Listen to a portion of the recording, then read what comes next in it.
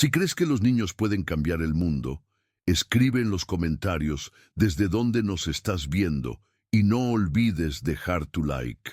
En un pueblo escondido entre las montañas de la Quebrada Alta, donde el sonido de los camiones de la minera era más constante que el canto de los pájaros, vivía Camila, una niña de 10 años que no hablaba mucho, pero observaba todo.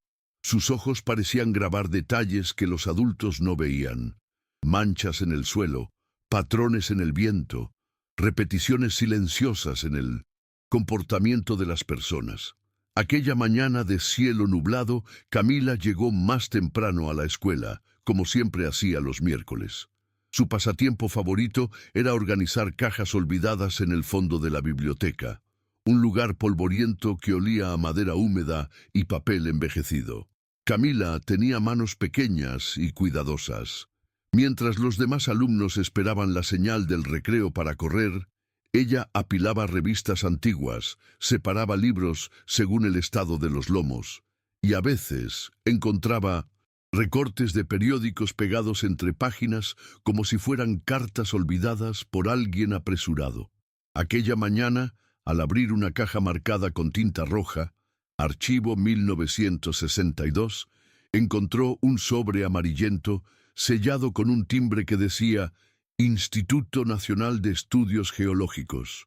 Dentro, una carta escrita a mano, con curvas firmes y vocabulario técnico, alertaba sobre infiltraciones subterráneas de metales pesados provenientes de una perforación abandonada detrás de la mina de hierro. Camila no entendió todo en ese momento, pero las palabras agua subterránea, arsénico y contaminación prolongada encendieron un incómodo silencio dentro de ella. Ella no dijo nada a nadie. Solo volvió a casa ese día con la carta escondida entre los cuadernos y pasó la noche entera comparando la información con lo que ya había escuchado de su abuelo. Un hombre que tosía con frecuencia y decía que el sabor del agua del grifo había cambiado desde hace años. Camila poseía una memoria visual fuera de lo común. Bastaba ver un mapa una vez para poder redibujarlo con precisión y, al mirar la carta de la geóloga de 1962, recordó un mural informativo que había visto recientemente en la escuela, con los puntos de las perforaciones actuales de la minera. Comenzó entonces a superponer mentalmente los mapas, y lo que vio la dejó inquieta. Los nuevos agujeros estaban a pocos metros de la zona de infiltración antigua. En los días siguientes, Camila salió de la escuela directo a los senderos de tierra batida detrás del pueblo.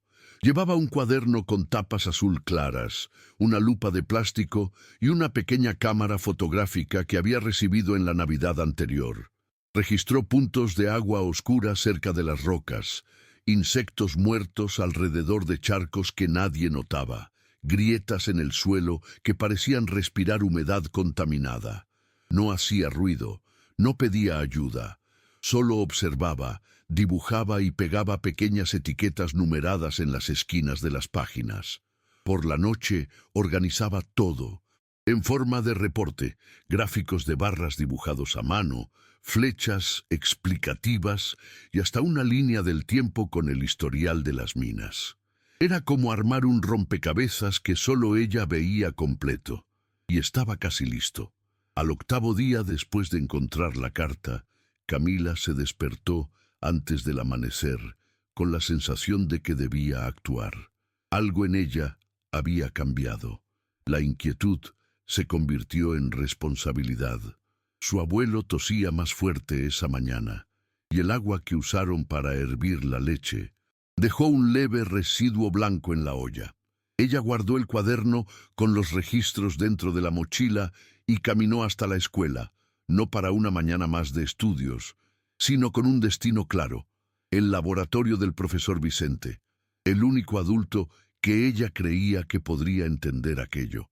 Vicente era un hombre calmado, de barba espesa y dedos manchados de tiza, conocido por no reírse de preguntas inusuales. Camila entró sin tocar, puso el cuaderno sobre la mesa y dijo solo: «Es serio, profesor. Tiene que mirar con atención». Vicente hojeó las páginas despacio, sin interrumpirla. El silencio del aula se fue llenando con sus respiraciones cortas, con los ojos que se entrecerraban ante las comparaciones de los mapas antiguos y actuales, con las anotaciones detalladas con fechas, síntomas y lugares. Al final, miró a Camila como quien acaba de escuchar una confesión venida del futuro. «¿Lo hiciste tú sola?», preguntó. Ella solo asintió con un leve movimiento de cabeza. El profesor se recostó en la silla, claramente afectado, y por un instante pareció no saber qué decir. Luego cerró el cuaderno con cuidado y dijo: «Esto es más que un informe, esto es una advertencia. Si estás en lo cierto, estamos a punto de cometer un error muy grave con esas nuevas perforaciones». Vicente decidió actuar con discreción. Esa misma tarde, sin mencionar el nombre de Camila, llevó el cuaderno al despacho del alcalde Álvaro Molina, un hombre más acostumbrado a discursos que a datos científicos, pero que respetaba a Vicente.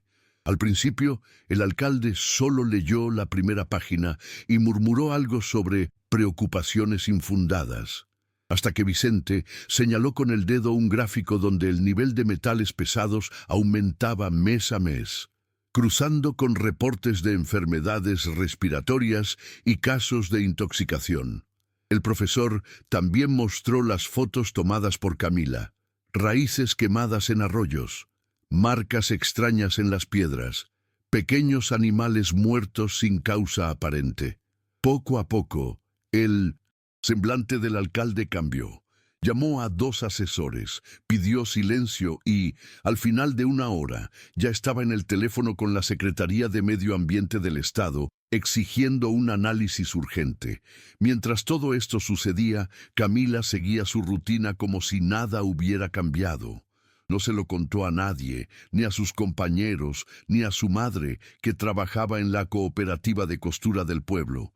Continuaba recogiendo hojas secas en el patio de la escuela y ordenando los libros de la biblioteca con el mismo cuidado. Pero había algo diferente en su mirada, una firmeza silenciosa, como si ya supiera que el mundo podía cambiar con pequeños gestos. No esperaba medallas ni agradecimientos, solo quería entender y proteger. Y ese día, sin saberlo aún, había dado el primer paso para salvar cientos de vidas con aquello que los adultos habían dejado pasar por años. Una carta olvidada, y una niña que supo escucharla. La noticia corrió lentamente al principio, como todo en ese pueblo. Primero fue un rumor. Decían que las pruebas de agua habían sido suspendidas por un problema con los documentos.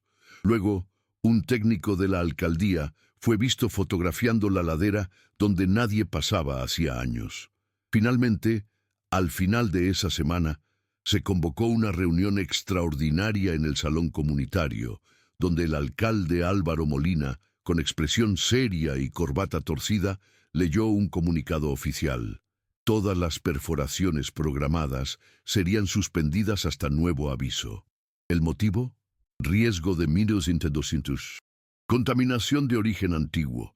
No mencionaron nombres, ni de Vicente ni de Camila. Pero la niña, sentada al lado del abuelo en la penúltima fila, sintió que su corazón latía como si algo invisible finalmente fuera visto. Esa misma noche, mientras los adultos aún discutían en la plaza si era exageración o precaución, Camila sacó del armario un cuaderno nuevo. Quería comenzar otro registro, esta vez sobre las aves que habían desaparecido de la región y el extraño comportamiento de las abejas. El abuelo, sentado en la veranda con una manta sobre las rodillas, la llamó con voz ronca: «Hija, esa cartita que encontraste tiene algo que ver con todo esto». Camila dudó. No le gustaba hablar de lo que hacía, como si, al poner en palabras lo sensible e intuitivo, perdiera fuerza. Pero esta vez respondió con una media sonrisa: «Creo que sí, abuelo, pero solo junté las piezas». Él no preguntó más, solo la miró como quien, por primera vez, veía no solo a una nieta, sino a una mente entera, delante de sí.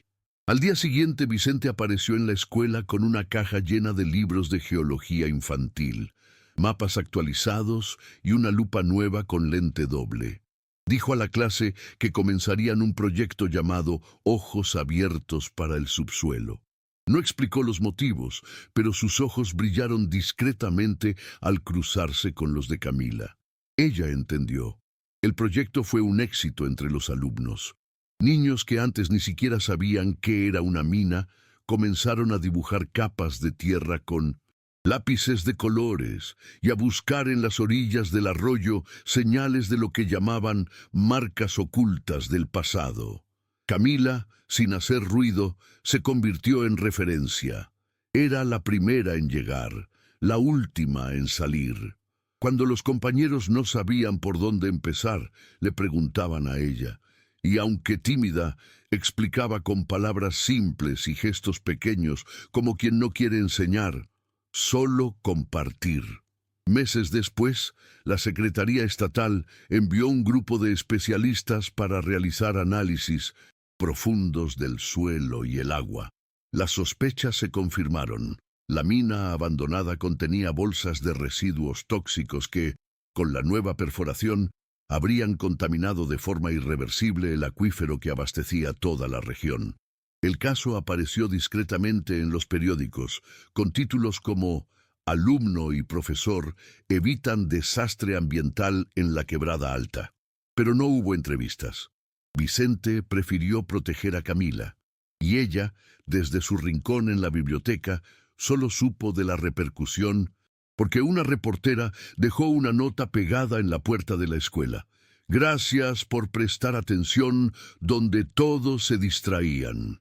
Camila guardó el papel doblado entre las páginas de su cuaderno como quien colecciona no trofeos, sino certezas silenciosas de que vale la pena observar, incluso cuando nadie está mirando.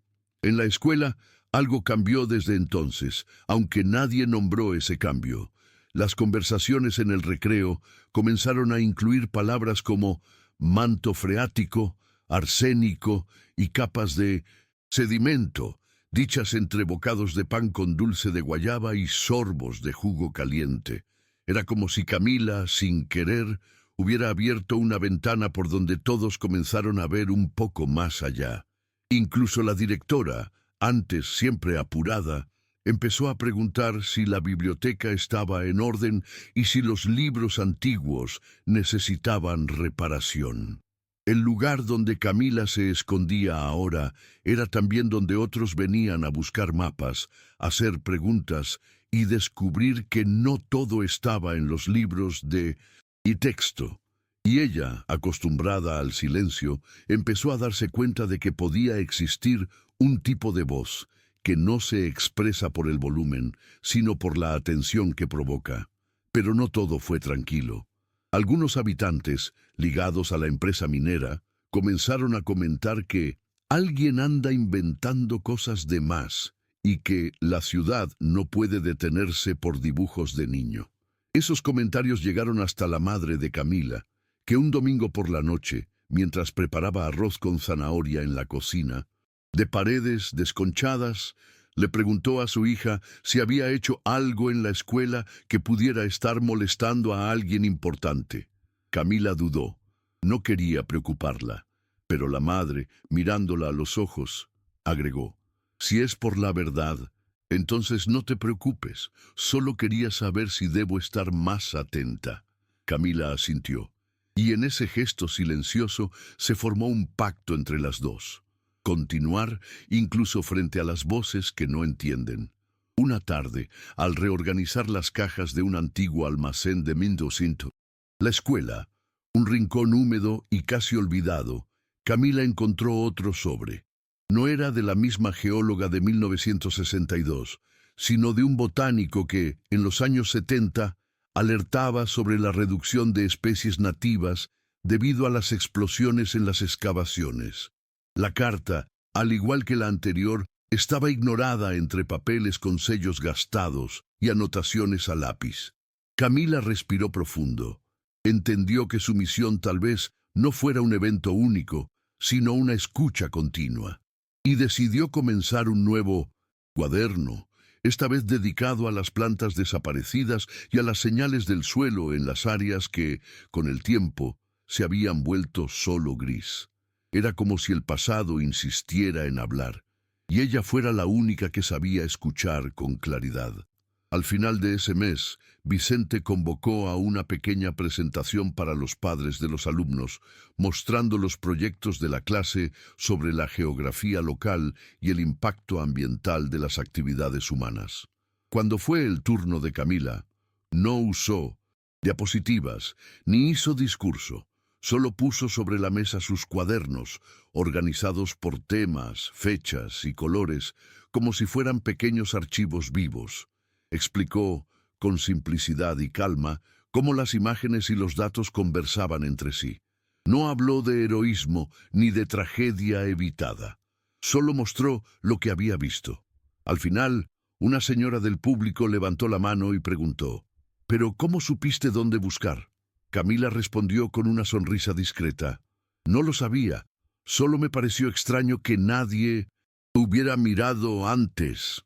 A la mañana siguiente a la presentación sucedió algo inesperado. Un auto oficial con el escudo de la Secretaría de Educación estacionó frente a la escuela. De él bajó una mujer con gafas oscuras, cabello recogido en un moño y una sonrisa que parecía ensayada. Su nombre era Verónica Aranda, técnica pedagógica enviada para acompañar el desarrollo de alumnos con aptitudes superiores.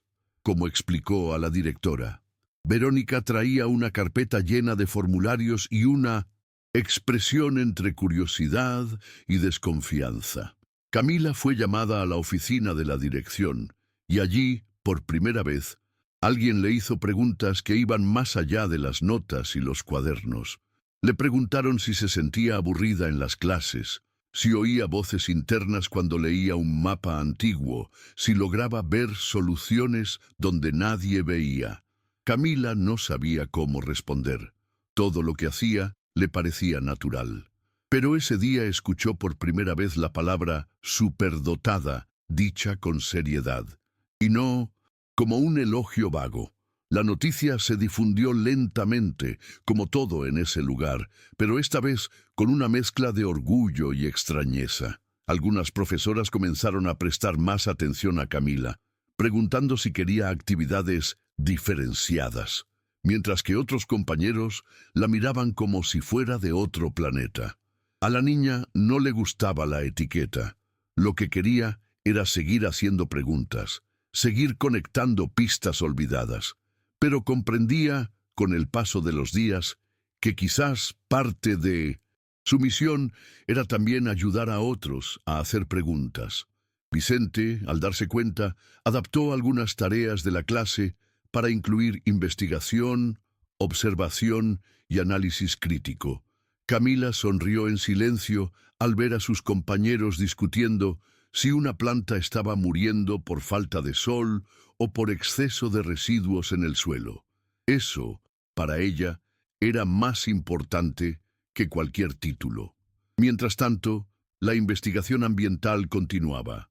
Técnicos instalaron sensores cerca de las antiguas perforaciones y comenzó a elaborarse un nuevo mapeo subterráneo.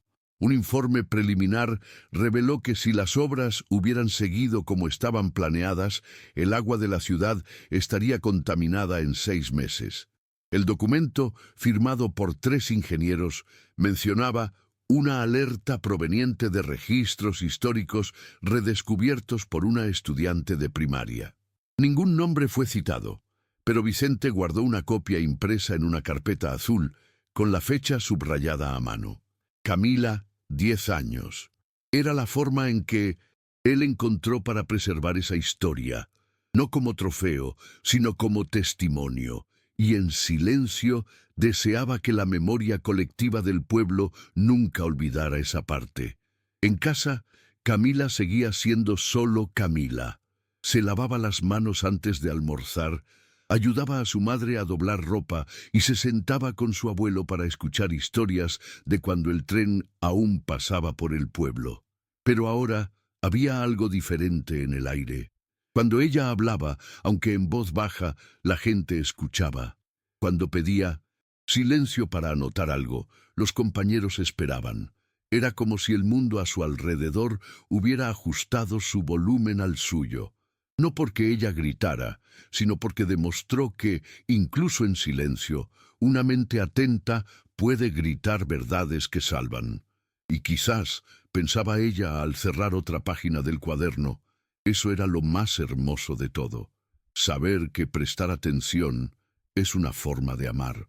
Con el paso de las semanas, Camila comenzó a ser invitada a visitar otras escuelas de la región. La primera fue en San Vicente de las Piedras, una escuela más pequeña y aún más necesitada que la suya. Allí, los libros eran escasos y el laboratorio de ciencias solo tenía un microscopio antiguo, pero los ojos de los niños estaban llenos de la misma curiosidad que ella recordaba sentir a los 7 años, cuando abrió su primer atlas geológico. Vicente la acompañó como tutor, pero dejó que ella dirigiera la actividad. Camila llevó uno de sus cuadernos, una caja con muestras de suelo y un pequeño panel con fotografías que ella misma había impreso con ayuda de su madre. Habló bajo, pero con firmeza. Explicó cómo la Tierra habla cuando la observamos de verdad. Y mientras mostraba cómo dibujaba capas de sedimento con tiza de colores, vio en los rostros atentos a su alrededor el mismo brillo que solía sentir al descifrar algo complejo. Era como devolver al mundo un poco de lo que había recibido en silencio. Lo que Camila no esperaba era que, en esa escuela pequeña, conocería algo que le faltaba: asombro. Al final de la presentación, una niña llamada Berenice, con el cabello recogido con una cinta roja, se acercó y le entregó una hoja doblada. Era un dibujo hecho a lápiz, un valle con árboles secos y al lado el mismo valle con hojas verdes y cielo limpio. En el centro, una figura pequeña con una lupa y un cuaderno. «Eres tú», dijo la niña. Camila miró el dibujo con cuidado. Eso no era solo un homenaje, era comprensión. Berenice había entendido que lo que Camila hacía no era buscar suciedad o denunciar culpables, sino intentar imaginar un futuro mejor. Volvió a casa ese día con el dibujo doblado dentro de su cuaderno de campo y por primera vez lloró, no de tristeza, sino de una alegría silenciosa y profunda. Alguien había visto su alma sin que ella necesitara explicar.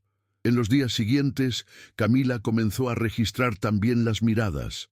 Cada visita, cada conversación, cada gesto que pareciera señal de que alguien estaba, finalmente, prestando atención. Empezó a escribir pequeñas frases al pie de las páginas. El niño que vio volver el musgo a la piedra. La señora que notó el sabor metálico del agua. La hoja que no cayó antes de tiempo. Era como armar un diario colectivo de la conciencia despertada. Vicente, al ver eso, sugirió que hicieran una exposición. La idea creció rápido. En 3 semanas, la escuela transformó uno de los pasillos en galería. Fotos, cuadernos abiertos, mapas garabateados y los pequeños relatos de Camila esparcidos en 1960. Cartulinas colgadas con hilos de cuerda. No había grandes títulos, solo detalles. Y, curiosamente, eso era lo que más llamaba la atención. El día de la inauguración, el salón se llenó.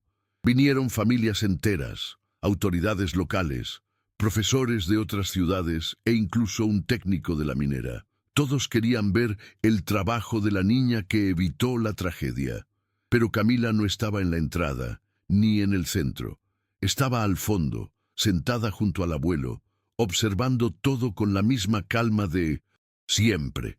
Cuando una señora preguntó por qué no estaba en el escenario, el abuelo respondió con una sonrisa torcida: porque ella no quiere ser la noticia, ella quiere ser la escucha. Y en ese instante, quizás por primera vez, todo el pueblo entendió que allí había mucho más que una niña inteligente. Había un alma que escuchaba el mundo y le devolvía sentido con lápiz y silencio. Tras la exposición, la escuela recibió cartas de diferentes regiones. Algunas eran de profesores pidiendo orientaciones para montar proyectos similares. Otras venían de niños que decían haber empezado a observar más los lugares donde vivían. Arroyos, hormigueros, agujeros en la plaza. Camila leyó cada una con atención, incluso las que tenían letras torcidas o manchas de jugo. Guardaba las más bonitas en una caja de cartón con una cinta azul, al lado de los cuadernos antiguos. Vicente notó que algo estaba cambiando no solo fuera de la escuela, sino dentro de Camila. Ella estaba más ligera, como si el peso de ser la única que percibe comenzara a dividirse. Y por primera vez dijo en voz alta, «Quizás pueda enseñar a otros a ver también». Vicente solo asintió, con esa mirada de quien escucha como si estuviera delante de un manantial. Camila inició un pequeño grupo de investigación con 4 compañeros de su clase. No eran los mejores alumnos, pero sí los más curiosos. Se llamaban entre sí guardianes del subsuelo. Pasaban los recreos analizando piedras, dibujando mapas de olores de mens, plantas y entrevistando a habitantes antiguos sobre cómo era el suelo antes de los cambios. Un día, descubrieron que un árbol nativo había dejado de florecer desde que un camión de escombros empezó a circular allí todas las semanas. Fueron a hablar con el responsable de la basura de la alcaldía, con una carta educada y un gráfico hecho con lápices de colores. El hombre prometió cambiar la ruta del camión. Cuando volvió a llover, el árbol floreció. Y Camila, al ver eso desde la ventana del aula, sonrió con todo el corazón, no por el logro, sino porque ahora otros también sabían escuchar lo que antes parecía invisible. El impacto de lo que Camila inició comenzó a alcanzar lugares impensados. Una universidad estatal contactó a Vicente proponiendo una colaboración para desarrollar materiales educativos basados en los cuadernos de Camila. Una editorial pequeña ofreció transformar los diarios en libro ilustrado para niños. Vicente llevó todas las propuestas a Camila y su madre, explicando cada detalle con calma. La niña, con su voz siempre serena, respondió solo, «Quiero que sirva para que nadie más tenga que pasar tanto tiempo siendo ignorado». Esa frase se convirtió en la epígrafe del libro, publicado meses después bajo el título «El cuaderno olvidado», cuando una niña leyó lo que los adultos ignoraron. El libro fue adoptado en algunas escuelas públicas y se volvió herramienta para talleres de escucha ambiental. Camila no quiso hacer lanzamiento ni dar entrevistas. Pero cuando Sintosin recibió la primera copia, pasó los dedos por la tapa con el mismo cuidado con que toca una planta naciendo. Una tarde, ya al final del año escolar, Camila fue invitada a subir al escenario de la escuela durante la ceremonia de clausura. Esta vez aceptó. Subió despacio, con un cuaderno nuevo en las manos, y miró al público en silencio por unos segundos. No preparó discurso, solo dijo, «Si tienen dudas sobre lo que está alrededor, no esperen que alguien mayor se los diga. Vean por ustedes mismos. Escuchen y anoten». A veces, la diferencia entre un desastre y un milagro es una mirada atenta. El auditorio guardó silencio un instante, luego vino un aplauso largo y respetuoso. La madre de Camila, sentada en primera fila, lloraba sin esconderse. Vicente solo cerró los ojos, como quien agradece no con palabras, sino con gratitud íntima. Y en ese instante, todo el pueblo entendió que allí, frente a ellos, estaba no solo una niña superdotada, sino alguien que había cambiado el mundo sin levantar la voz. Después de la ceremonia, Camila volvió a ser lo que siempre fue, una niña de ojos atentos, manos firmes y pasos calmos. No cambió sus hábitos ni empezó a exigir trato diferente. Seguía ayudando a su madre en la cocina, visitando al abuelo las tardes de domingo y caminando por los senderos con su cuaderno al hombro. Pero algo se había transformado de manera sutil, no en ella, sino en los demás. La gente empezó a detenerse para observar dónde pisaba, a preguntar por qué las plantas crecían de un lado y no del otro. Empezaron a escuchar a los niños con más atención. Era como si, al mostrar que una niña podía ver lo que nadie veía, Camila hubiera desenterrado algo mucho más profundo. La posibilidad de escuchar el mundo sin prisa, sin miedo y sin desconfianza. Una mañana, durante una caminata solitaria por un tramo del bosque cercano al antiguo pozo de la mina, Camila se encontró con un claro donde crecía una flor que nunca había registrado. Tenía pétalos lilas y un centro dorado como una pequeña chispa en medio de la tierra reseca. Se sentó frente a ella y permaneció allí por largos minutos, solo observando. Luego dibujó la flor con detalles en su cuaderno, anotando la ubicación, el tipo de suelo, la sombra que la rodeaba.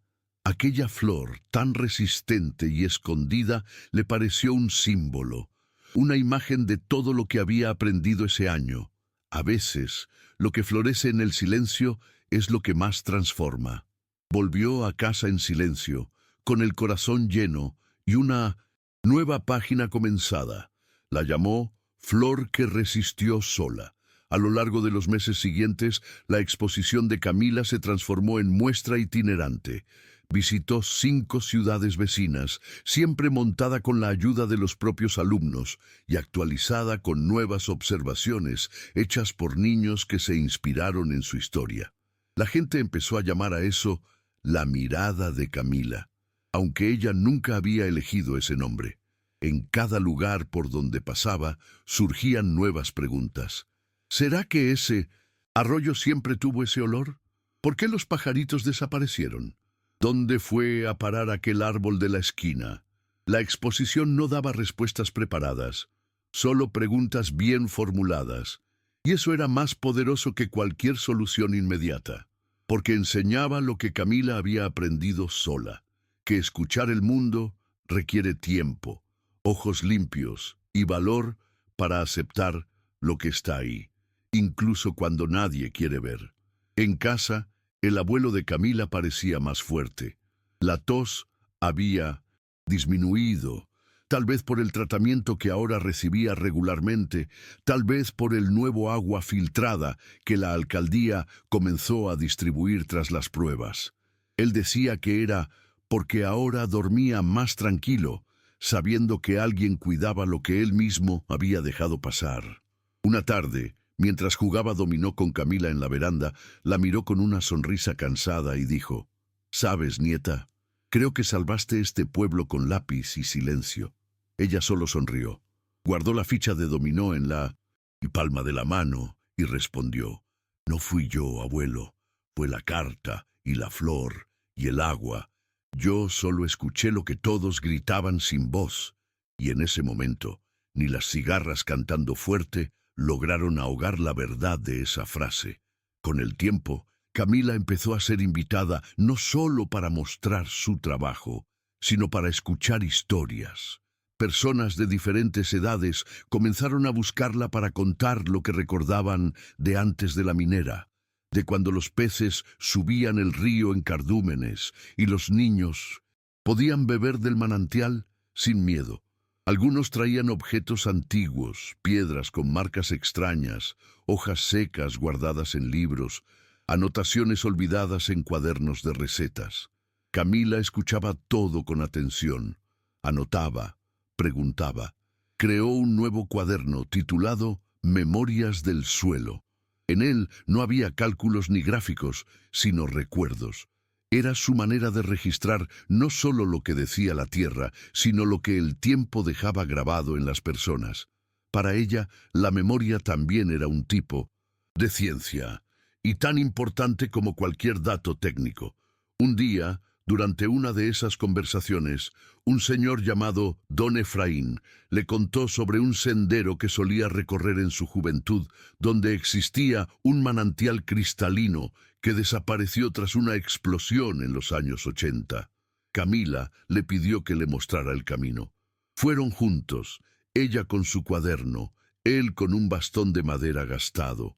La caminata fue lenta, pero rica.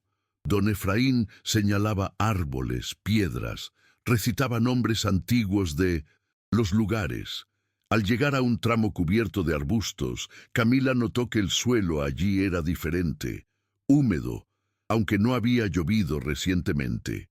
Cavó con cuidado y encontró un hilillo de agua brotando entre las piedras. «Todavía está viva», susurró. Y allí mismo, sentados al borde del descubrimiento, prometieron juntos proteger ese lugar. En el cuaderno, Camila escribió solo, «Agua que no se dejó olvidar». Ese tipo de gesto, casi secreto, fue creando una red silenciosa de cuidado. Niños de Mintuzintusin. Otros pueblos comenzaron a formar grupos de escucha ambiental inspirados por Camila. Se llamaban con nombres creativos: los observadores de hormigas, guardianes del agua escondida, escuchadores de hojas. La historia de Camila se había transformado en algo colectivo, sin que ella necesitara mandar nada.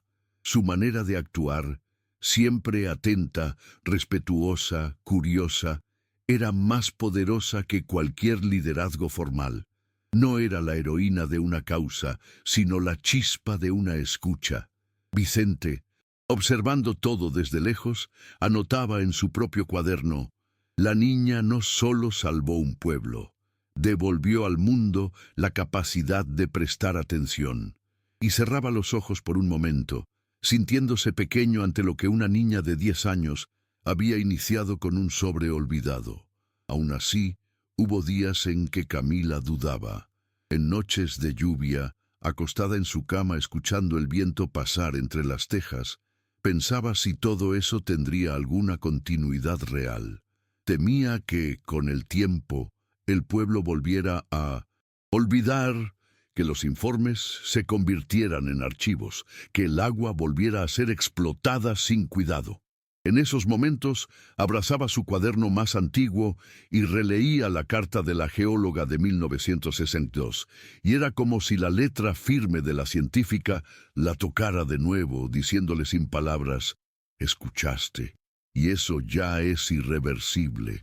Entonces Camila respiraba profundo, cerraba los ojos y dormía, porque sabía que, incluso cuando el mundo calla, siempre hay alguien, en algún lugar, que comienza a escuchar.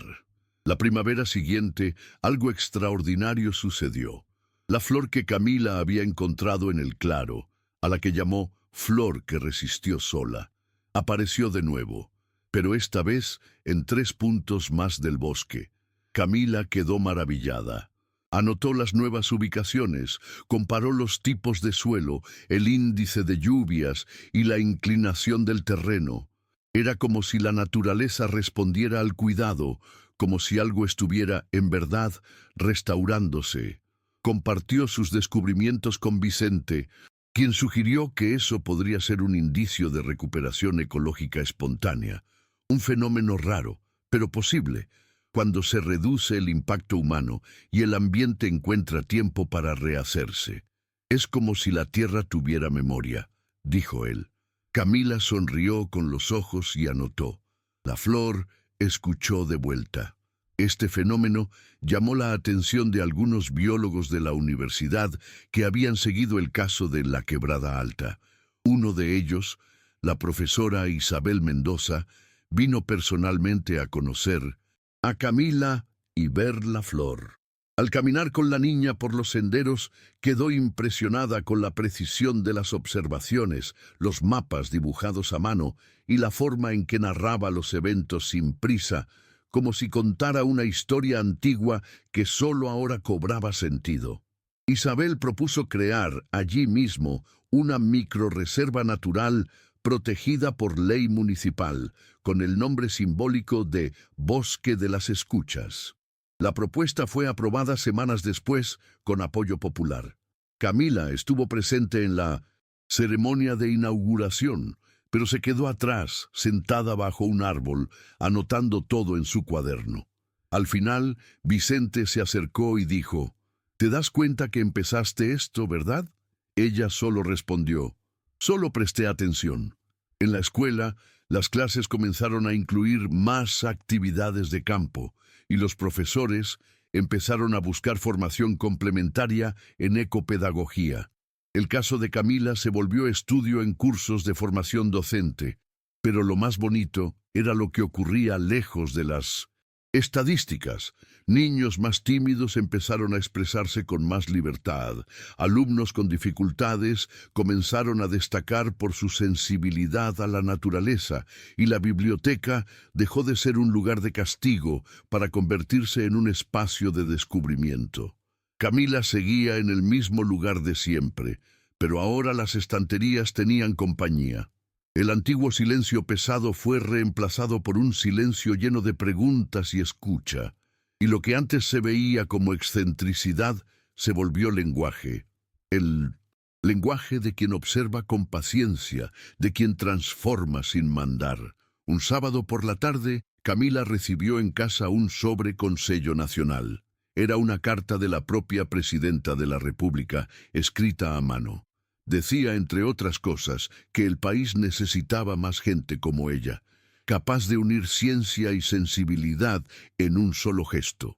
La carta venía acompañada de una invitación para visitar la capital y participar en un foro sobre educación y medio ambiente. Camila agradeció, pero rechazó la invitación.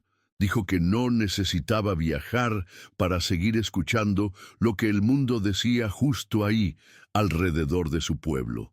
Su madre respetó la decisión. Vicente también. Y al final, la presidenta respondió con una nueva nota, aún más simple.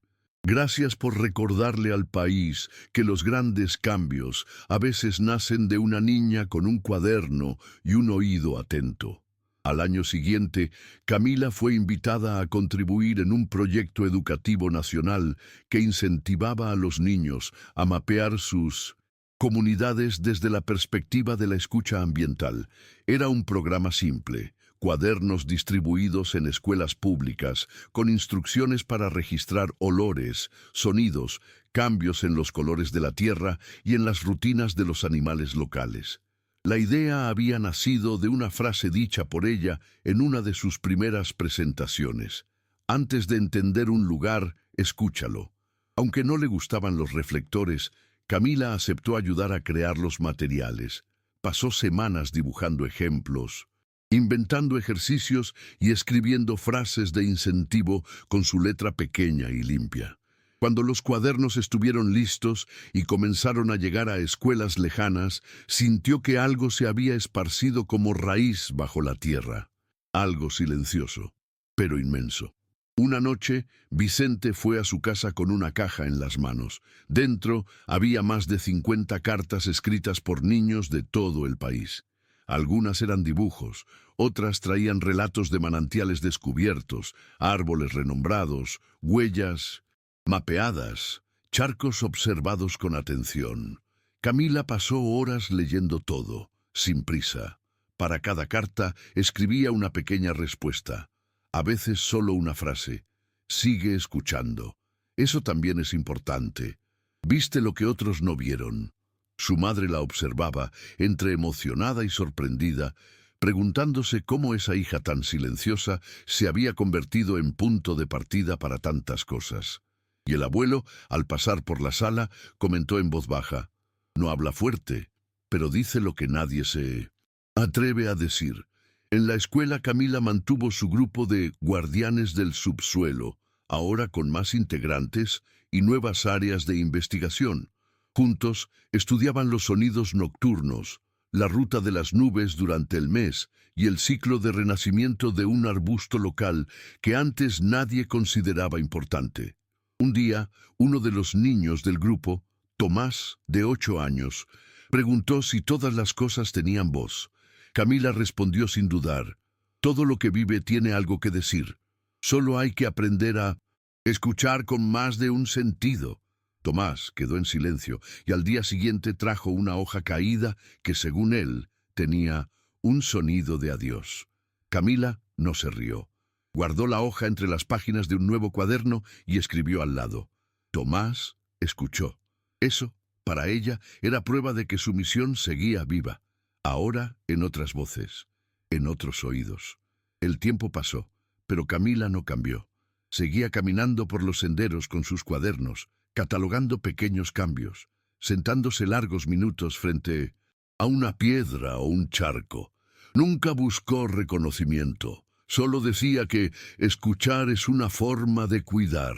Su presencia transformó la manera en que una comunidad entera veía el mundo, y su historia comenzó a contarse en aulas, libros y documentales. Pero ella, en el fondo, seguía siendo la niña que un día encontró una carta olvidada en una biblioteca polvorienta, y decidió prestar atención, porque en el fondo Camila sabía lo que pocos sabían. No era el mundo lo que necesitaba ser más claro. Eran nuestros ojos los que tenían que aprender a ver, y nuestros oídos a escuchar lo que siempre estuvo ahí. En uno de esos días tranquilos en que el cielo parecía más bajo y el viento soplaba olor a tierra mojada, Camila caminaba sola por un sendero estrecho detrás de la escuela. Llevaba su cuaderno con tapa de tela verde y un lápiz ya bastante gastado. Se detuvo frente a una piedra grande, cubierta de musgo nuevo, y se agachó. Allí, entre las grietas de la roca, vio pequeños insectos llevando fragmentos de hoja, en fila, como si cumplieran una misión antigua. Se quedó observando largos minutos. Luego dibujó el movimiento en el cuaderno y escribió: Trabajan sin ruido, pero mueven el mundo. Era una frase simple, pero guardaba dentro de ella toda la filosofía que guiaba su vida. Camila entendía que la transformación verdadera no se hace con estruendo, sino con constancia. Y en ese instante, una vez más, tuvo la certeza de que estaba exactamente donde debía estar. Ese mismo mes, la minera fue finalmente desactivada por completo. Tras estudios complementarios, el gobierno concluyó que los riesgos ambientales y sanitarios hacían inviable cualquier nueva operación en el lugar. Parte del área se destinó a la creación de un parque de regeneración natural que comenzó a recibir visitas escolares guiadas, muchas dirigidas por el propio grupo de guardianes del subsuelo. Camila nunca celebró esa victoria como si fuera suya. Para ella, era una consecuencia lógica de la escucha. Cuando se escucha con sinceridad, el mundo responde, decía. En la escuela organizaba las visitas con calma, sin prisa, respondiendo preguntas con paciencia y dibujando en el suelo las capas del tiempo con ramitas y hojas secas. Los niños la miraban con ojos grandes, como si ver a alguien tan joven hablar con tanta claridad fuera, en sí mismo, una forma de encantamiento. Un día, durante una de esas visitas, una niña muy pequeña levantó la mano y preguntó: ¿Tuviste miedo cuando viste la carta? Camila pensó por un instante y respondió con una sonrisa casi tímida: Sí, tuve, pero más miedo tenía de que nadie prestara atención. Y fue allí, en esa pregunta espontánea, que entendió cuánto el miedo formaba parte del proceso y cómo era posible atravesarlo sin dejar que él guiara. Esa travesía silenciosa, entre la incertidumbre y el cuidado, era lo que la hacía tan especial. No por ser intrépida, sino por tener valor de escuchar aunque nadie más lo hiciera. Al final de la visita, mientras los niños corrían por el campo, Camila se sentó a la sombra de un hipé amarillo y dibujó en el cuaderno una espiral que empezaba en una piedra y terminaba en el cielo. Era su forma de registrar el recorrido de quien aprende a ver. Una tarde, Vicente, ya con el cabello más canoso, reunió los antiguos cuadernos de Camila para digitalizarlos. Quería preservar cada garabato, cada anotación como patrimonio vivo de una generación que había cambiado la forma de relacionarse con el ambiente. Al hojear las primeras páginas, encontró la carta de 1962, aún con el sobre amarillento. Tocó el papel con delicadeza, como quien saluda a una vieja amiga. Al lado, Camila observaba en silencio. Vicente entonces dijo, con la voz entrecortada: «Le diste voz a esa mujer, Camila, y al hacerlo, devolviste la vida a todos nosotros». Ella solo lo miró con ternura y respondió: «Ella ya lo decía todo. Yo solo escuché con el corazón». Y allí, entre libros, polvo y memoria, un ciclo se cerraba con la dignidad de quien nunca necesitó gritar para ser escuchada. Con los cuadernos digitalizados, la biblioteca de la escuela ganó un nuevo espacio, el archivo vivo de la escucha. Era una pequeña sala, con estanterías de madera clara, mesas bajas y paneles de corcho donde los niños podían colgar sus propios registros. No había computadoras ni pantallas, solo papel, lápices, lupas y cuadernos en blanco, listos para nuevos ojos y oídos. En el centro de la sala, un marco simple exhibía una frase de Camila grabada en una tabla de cedro: «Escuchar es darle tiempo al mundo». La sala comenzó a ser visitada todos los días por alumnos de todas las edades. Algunos escribían, otros dibujaban, algunos solo miraban por la ventana y luego anotaban una frase suelta. Lo importante allí no era concluir, sino sentir. Camila visitaba el espacio de vez en cuando, sin hacer ruido. Se sentaba en un rincón y observaba, como siempre había hecho. Poco a poco, otras escuelas comenzaron a replicar la idea del archivo vivo. El concepto se difundió, no como un modelo a seguir rigurosamente, sino como una invitación. Cada comunidad adaptaba el espacio a su realidad, sus urgencias, sus voces. En algunas había registros de olores de tierra antes de la lluvia. En otras, dibujos de huellas, nubes o sonidos de insectos. Camila recibía relatos, fotos, testimonios orales, y todo iba a una gran caja de cartón que ella llamaba colección de escuchas. Su madre, orgullosa, a veces hojeaba los materiales y decía: «Creaste un idioma que no tiene acento, pero tiene alma». Camila solo sonreía. No le interesaba ser autora de nada. Lo que la emocionaba era saber que ahora había muchos oídos donde antes solo había ruido.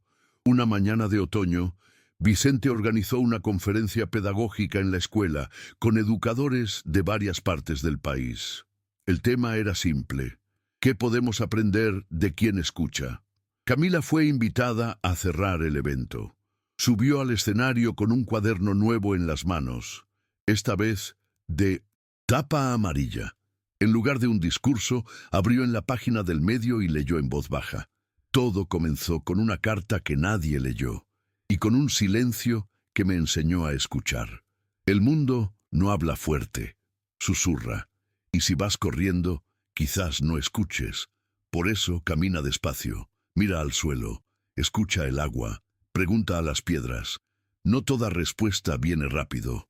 Algunas nacen después de aprender a esperar. El silencio que siguió fue denso, hermoso, lleno de algo que nadie podía explicar, pero todos sentían. Al final de la conferencia, mientras todos se despedían, una educadora con cabello canoso se acercó a Camila y dijo: «Sabes, llevo más de 30 años dando clases, pero hoy fue la primera vez que me di cuenta de que enseño más cuando dejo de hablar». Camila respondió con delicadeza: «Es porque el mundo habla mejor cuando uno calla un poco». Y allí, una vez más, ella plantaba algo invisible, una idea, una posibilidad, una esperanza, que crecería en silencio como las flores del claro.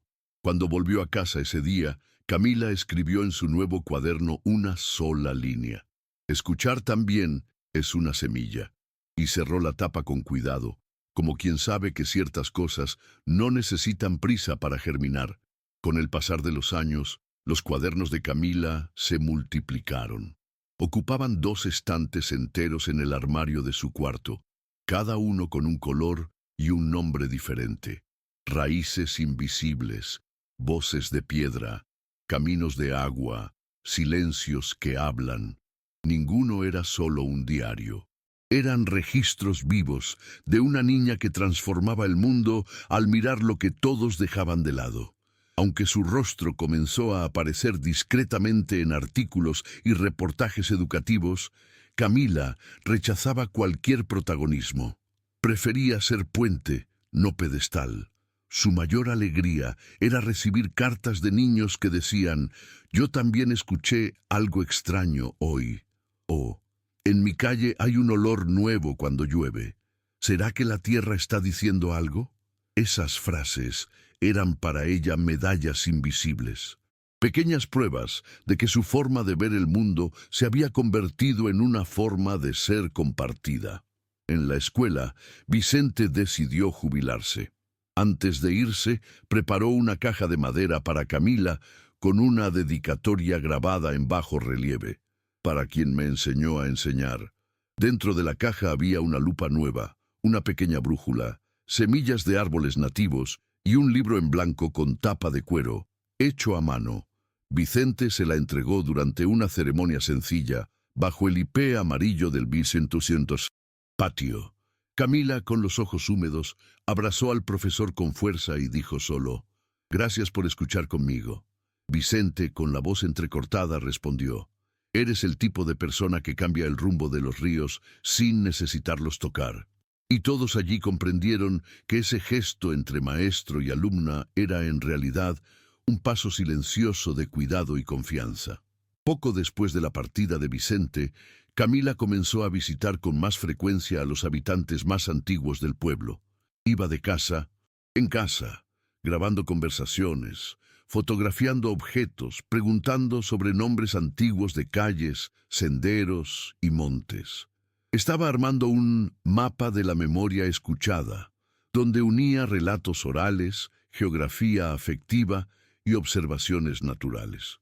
Descubrió, por ejemplo, que el nombre original del claro donde encontró la flor resistente era Campo de Espera, y que antes de la minería el lugar se usaba como punto de encuentro para celebraciones. Esos fragmentos se volvieron parte de un gran tapiz de sentido que ella cosía punto a punto con paciencia. Cuando le preguntaban por qué hacía eso, respondía: «Porque el pasado también habla, y a veces es él quien nos avisa primero».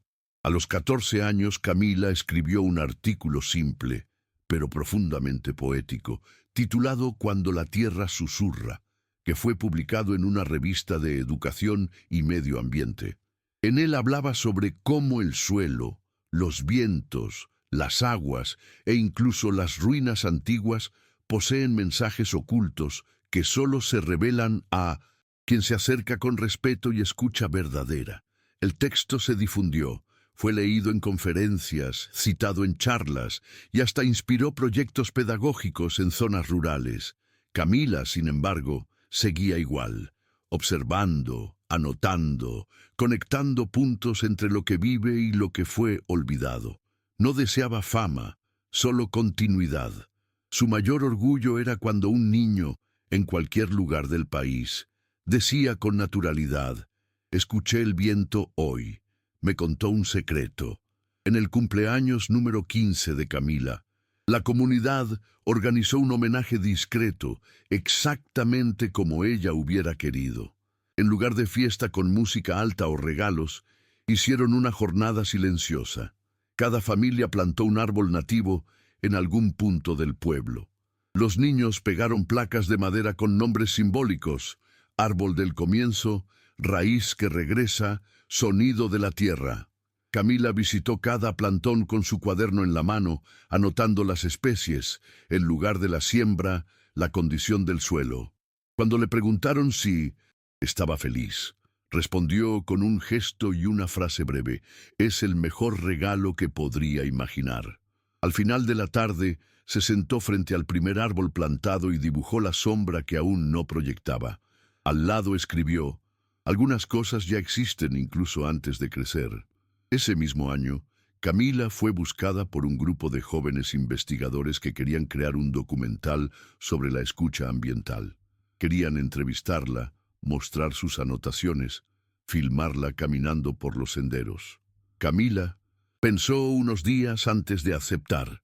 Pidió que el foco no fuera ella, sino los lugares, los sonidos, las palabras antiguas de los habitantes. Cuando el documental se estrenó, meses después, recibió el título simple y directo: Ella escuchó. Ganó premios en festivales de cine y se proyectó en escuelas de todo el país. Camila, al verlo por primera vez, lloró en silencio. No por el reconocimiento, sino porque vio allí, por primera vez, su historia contada con los mismos tonos suaves y respetuosos que siempre buscó cultivar. Era como si el mundo, al fin, hubiera aprendido su lenguaje. En una de las últimas escenas del documental, Camila aparece frente a un charco de agua limpia, sosteniendo una hoja seca. La suelta con delicadeza sobre la superficie, observa los círculos que se forman y dice: todo lo que hacemos toca algo, aunque no lo veamos en el momento. Escuchar es estar presente en el momento en que el mundo decide hablar. Esa frase se volvió viral en las redes sociales. Fue compartida por profesores, artistas, ambientalistas y padres. Pero Camila no cambió su rutina. Seguía yendo en bicicleta a la escuela, sentándose en las mismas sillas, ayudando en la biblioteca. Solo llevaba un poco más de atención alrededor. La gente venía a hablar con ella, pedir consejos, contar historias. Ella escuchaba siempre y anotaba, porque para ella ninguna historia era demasiado pequeña. Todas tenían alguna raíz que valía la pena guardar. También ese año falleció el abuelo de Camila. La pérdida fue profunda, silenciosa y dolorosa. Él era el único que siempre había sabido desde el principio quién era ella, sin necesitar explicaciones. Durante el velorio, Camila se sentó junto al ataúd por horas, sin llorar. Pero al día siguiente, llevó el cuaderno más antiguo al claro y leyó en voz alta, como si él todavía estuviera allí. Luego enterró una hoja doblada con la frase que él dijo años antes: salvaste este pueblo con lápiz y silencio. Y allí, en ese pequeño gesto de despedida, Camila reafirmó su misión. Seguiría escuchando, no porque el mundo la necesitara, sino porque ya no sabría vivir de otro modo. Tras la partida del abuelo, Camila comenzó a visitar el claro con más frecuencia. Allí sentía su presencia más viva, no como recuerdo, sino como parte del propio viento, de la textura de las hojas, del sonido del agua subterránea que insistía en murmurar. Comenzó un nuevo cuaderno, de tapa oscura, que llamó Lo que el tiempo me enseñó.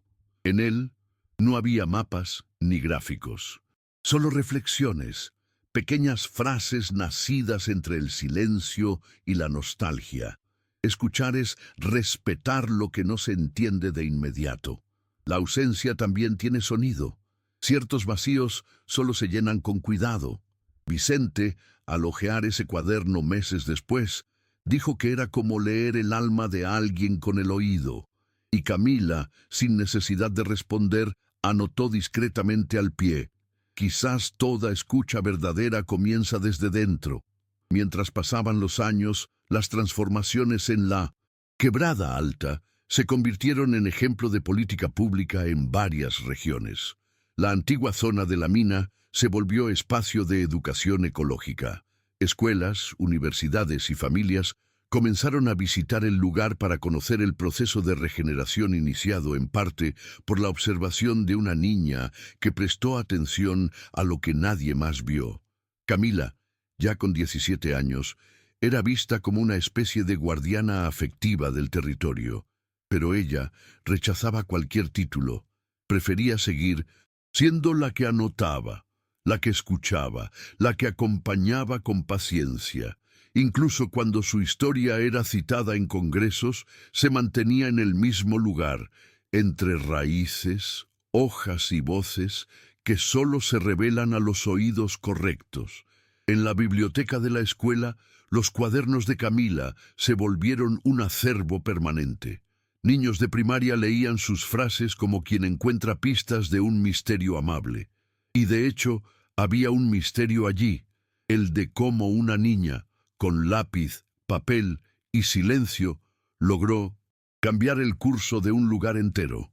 Algunos decían que tenía dones especiales, pero quienes la conocían de cerca sabían, su don era la atención. Un tipo raro, profundo, generoso. El tipo de atención que no busca controlar, sino comprender. Que no responde, sino pregunta. Que no exige, sino cuida. Y ese cuidado silencioso empezó a inspirar nuevas generaciones que veían en la escucha no una espera pasiva, sino un gesto activo de transformación. Solo al cumplir 18 años, Camila decidió escribir su primera carta dirigida al futuro. Se sentó en el claro al amanecer, abrió su cuaderno más nuevo y escribió: Si encuentras estas palabras, sabe que hubo una vez una niña que creyó que todo tenía algo que decir. Las piedras, los árboles, el agua, las voces viejas, las voces nuevas, que también escuches y que, al escuchar, transformes, no por el aplauso, sino porque el mundo necesita ser escuchado para seguir vivo. Luego dobló la hoja, la guardó dentro de un pote de barro y la enterró cerca de la flor que resistió sola. Era su manera de plantar una escucha en el tiempo, un llamado que quizás algún día alguien como ella sabría encontrar. Años después, la flor que Camila llamaba la que resistió sola, cubría buena parte del claro. Su nombre científico fue identificado por biólogos, pero nadie en la región la llamaba así. Para todos, era simplemente la flor de Camila. Se convirtió en símbolo de silencio fértil, de persistencia discreta. Los profesores llevaban a los alumnos allí para explicar ciclos naturales, pero terminaban hablando de empatía, de escucha y de atención. La flor florecía una vez al año, siempre en marzo, mes en que Camila encontró la carta de 1962. Era como si el tiempo hubiera aprendido a conversar con ella, devolviendo señales al mismo ritmo en que ella había aprendido a leerlas. En una ceremonia simbólica, el pueblo decidió darle un nuevo nombre a la escuela. Dejó de llamarse Escuela Municipal Rubén Braga, para convertirse en Escuela Camila de la Escucha. Camila trató de rechazarlo, pero fue convencida por los propios alumnos que decían: no te estamos homenajeando, solo estamos diciendo dónde empezó todo. El nuevo nombre no llevaba su foto en la entrada ni placas doradas, solo una frase pintada en la pared del patio con la caligrafía de una alumna de 5º grado: ver es poco, escuchar cambia todo. Cuando Camila pasó por allí por primera vez después del cambio, miró la pared en silencio, sonrió y solo puso la mano sobre el corazón. A los 22 años, Camila comenzó una formación en etnobotánica, uniendo su pasión por la tierra con la escucha de las comunidades que viven en ella.